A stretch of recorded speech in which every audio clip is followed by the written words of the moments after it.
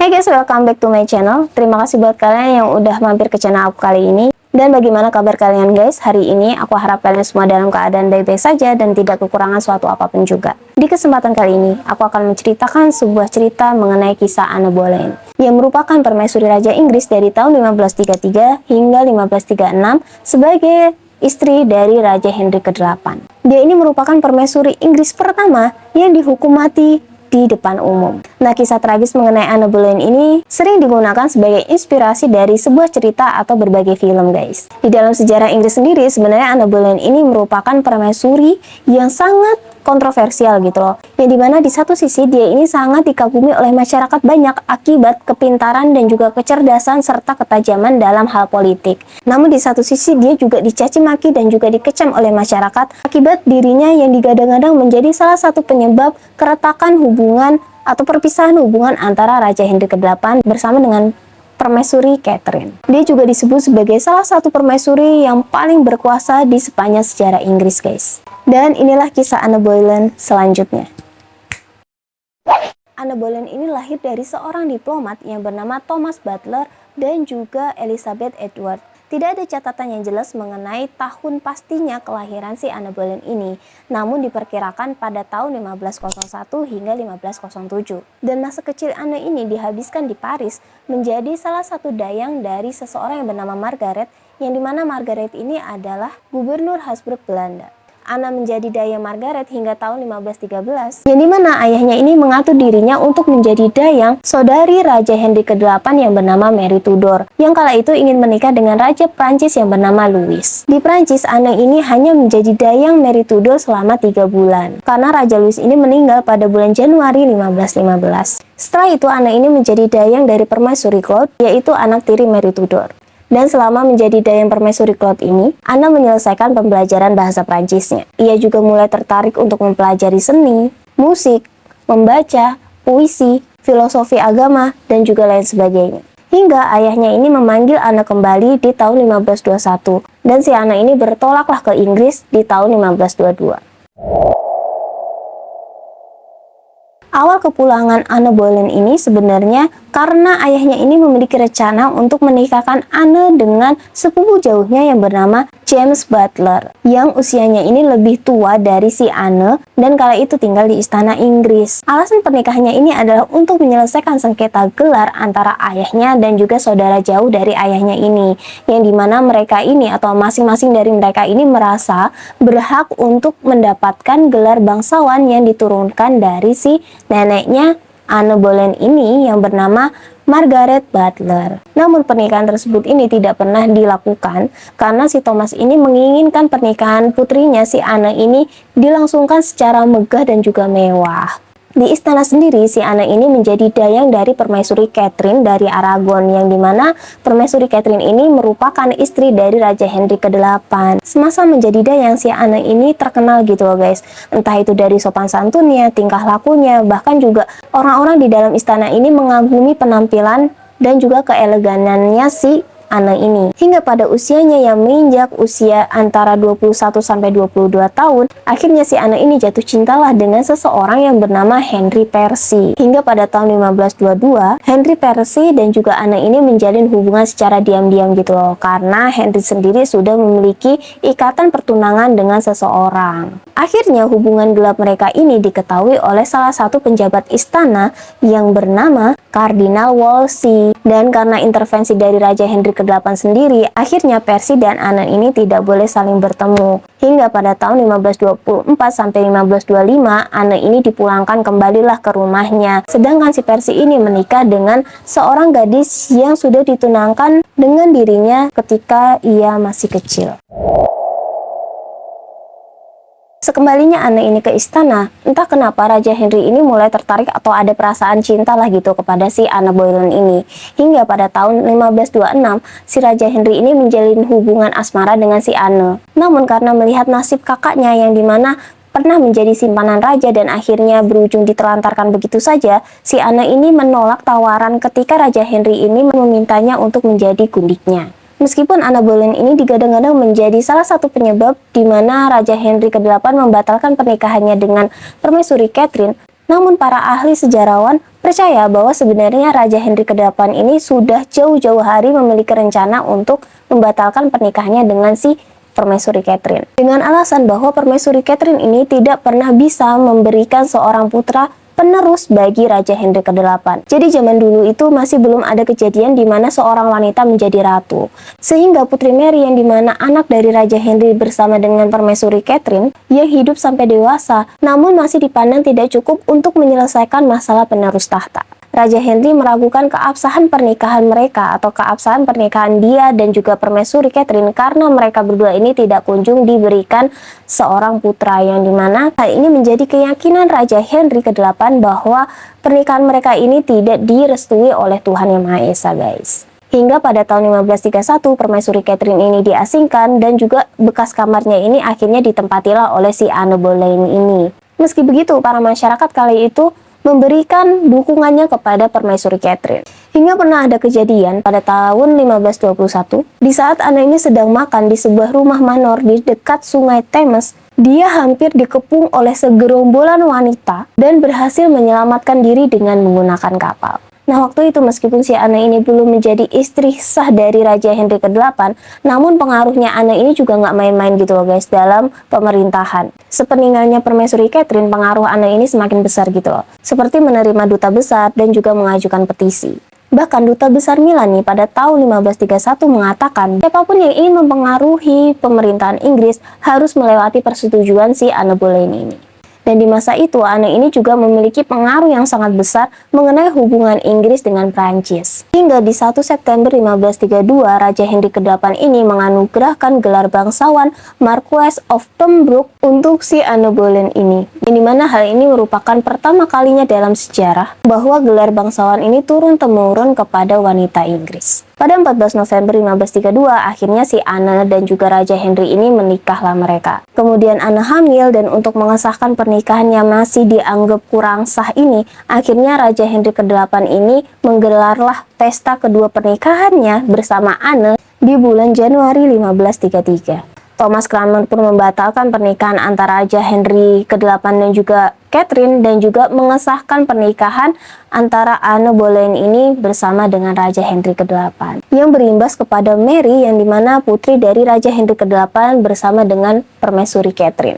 Mary kehilangan haknya sebagai seorang putri yang berarti kehilangan haknya juga sebagai pewaris tahta dan dinyatakan sebagai anak tidak sah atau anak haram, guys. Anne Boleyn ini akhirnya resmi dimahkotai menjadi permaisuri Inggris dengan acara yang sangat mewah di Westminster Abbey.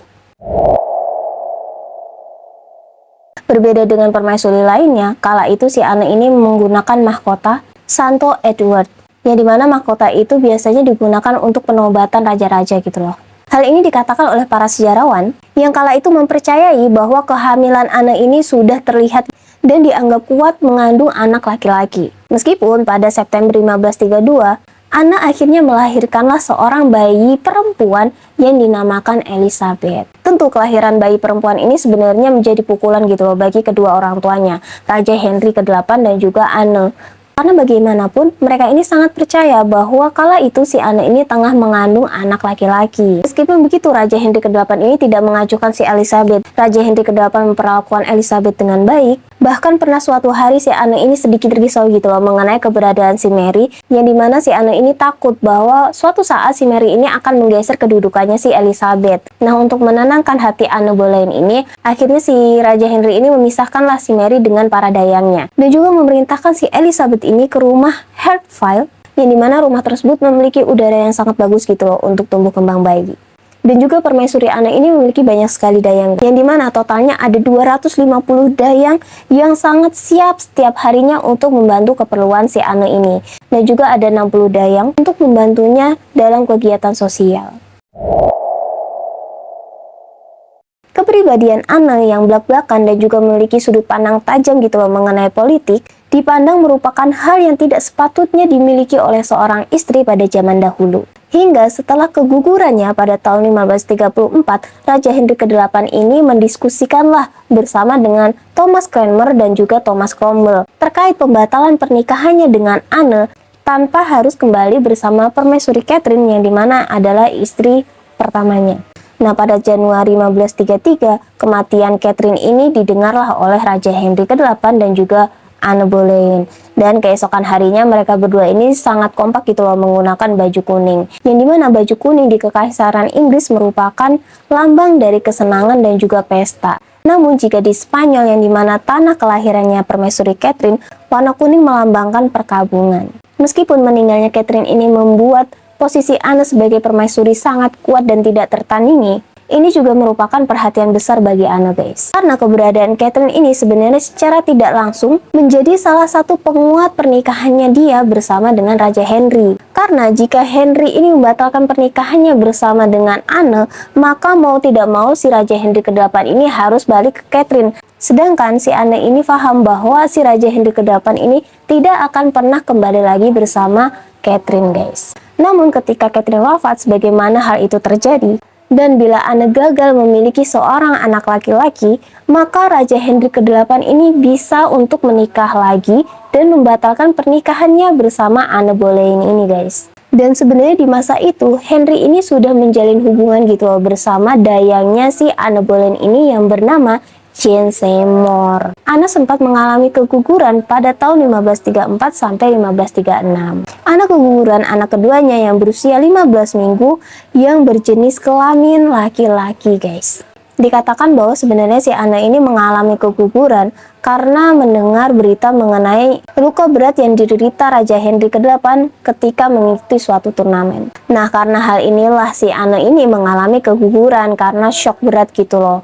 Dan karena hal inilah si Anne ini mengalami shock berat yang menyebabkan dirinya ini mengalami keguguran anak laki-lakinya tepat pada hari pemakamannya Permaisuri Catherine. Namun ada juga beberapa pendapat yang mengatakan bahwa Anne ini keguguran karena kemarahan yang sangat luar biasa ketika ia mendapati kabar atau menemukan bukti bahwa Raja Henry ke-8 ini tengah menjalin hubungan dengan dayangnya yang bernama Jane Seymour itu, guys. Segera setelah kepulihannya si Anne ini dari kegugurannya, Raja Henry ke-8 ini mengumumkan bahwa sebenarnya dia ini merasa seperti telah dimantrai oleh si Anne ini yang menyebabkan dirinya ini ingin menikahi si Anne Boleyn ini. Dan pada saat itu juga si Anne Boleyn ini kehilangan sekutu terkuatnya yang bernama Thomas Cromwell, yang dimana pemicunya adalah perbedaan pendapat di antara mereka mengenai penyaluran kekayaan gereja dan juga hubungan internasional, yang dimana si Anne Boleyn ini mengatakan agar kekayaan gereja ini untuk disumbangkan ke badan amal dan juga lembaga pendidikan. Namun Thomas Cromwell ini menyatakan atau mengatakan atau menginginkan bahwa kekayaan gereja ini lebih baik disalurkan di pundi-pundi raja. Dalam hubungan internasional juga si Anne Boleyn ini memilih untuk berhubungan baik dengan Prancis, sedangkan Thomas Cromwell ini lebih cenderung menjalin hubungan akrab dengan Kekaisaran Romawi Suci, guys. Agar dapat menikahi Jane Seymour, Raja Henry ke-8 ini memikirkan berbagai cara gitu loh untuk dapat berpisah dengan si Anne Boleyn ini. Ia meminta bantuan orang kepercayaannya yakni Thomas Cromwell untuk merekayasa tuduhan atas perselingkuhan Anne Boleyn. Kala itu Thomas Cromwell ini mengirimkan surat kepada Percy dan memaksanya untuk mengakui hubungannya dengan Anne masih berjalan dan mereka berdua ini memiliki janji pranikah. Namun kala itu si Percy tidak membalas surat si Thomas Cromwell ini. Di bulan April 1536, Francis Weston, William Brereton, Mark Smeaton, Henry Norris, dan George Boleyn ditangkap atas tuduhan perselingkuhannya bersama Anne, guys. Selain itu, Anne ini juga diperiksa oleh komisi rahasia yang kala itu terdiri dari ayahnya sendiri dan juga pamannya dan juga bersama Thomas Cromwell. Hingga pada 15 Mei 1536, akhirnya Anne ini dinyatakan bersalah dan ditangkap atas tuduhan berselingkuh dengan 5 pria termasuk saudara kandungnya sendiri. Di dalam persidangan yang dipimpin oleh pamannya sendiri, Anne ini dinyatakan bersalah karena perselingkuhannya dan dianggap menggunakan sihir dan juga penyembah setan. Itu karena bentuk tubuhnya yang sedikit istimewa, yang dimana salah satu dari tangannya ini memiliki 6 jari dan sebuah tai lalat besar berada di lehernya. Hingga ketika Anne memberikan pidato di saat sebelum kematiannya, Anne mengatakan bahwa Raja Henry ke-8 ini merupakan sosok yang berwibawa, lembut, baik hati, dan juga berdaulat. Ana pun akhirnya dihukum mati dengan 1 kali tebasan pedang pada tanggal 19 Mei 1536 dan dimakamkan tanpa nisan di Kapel Saint Peter ad Vincula. Tulang belulangnya kemudian diidentifikasi kembali ketika ada pemugaran pada tahun 1576 pada masa kekuasaan Ratu Victoria, dan kuburan Anne sekarang ini sudah ditandai menggunakan lantai marmer. Dan yang menyebalkan lagi adalah hanya selang sehari setelah kematiannya si Anne ini, Raja Henry ke-8 dan juga Jane Seymour bertunangan, guys. Dan pada tanggal 30 Mei akhirnya mereka berdua pun menikah, guys. Masih di bulan yang sama. Anak perempuan Raja Henry ke-8 bersama dengan Anne yang bernama Elizabeth di kemudian hari naik tahta menjadi seorang ratu yang paling berhasil dan paling berkuasa di sepanjang sejarah Inggris, guys. Dan itulah kisah dari Anne Boleyn. Bagaimana menurut pendapat kalian mengenai kisah tersebut, guys? Oke, dan segitu dulu konten aku kali ini. Aku harap kalian menyukai konten aku kali ini. Dan aku harap bagi kalian yang belum subscribe, jangan lupa untuk klik subscribe-nya. Dan bagi kalian yang udah subscribe, jangan lupa untuk klik loncengnya agar kalian tahu kalau misalnya aku update video terbaru. Dan bagi kalian kalau misalnya ada saran-saran video, boleh banget untuk kirim saran kalian di kolom komentar. Dan ingat guys, untuk selalu berikan saran yang positif agar dapat membangun channel ini untuk menjadi lebih baik ke depannya. Aku berharap kalian menikmati konten aku kali ini dan see you di next video. Bye bye.